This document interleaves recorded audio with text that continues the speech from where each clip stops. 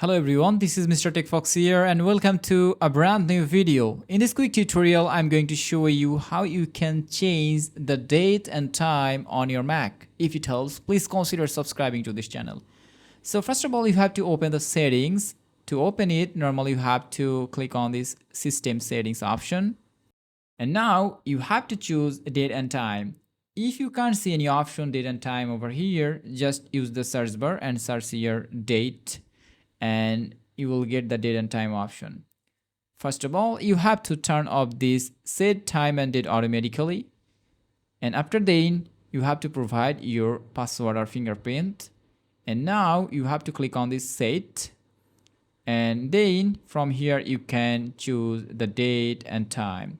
For myself, I'm choosing any of the date over here, and after choosing, just click on this set button to set it. Here you can see that the date has been changed.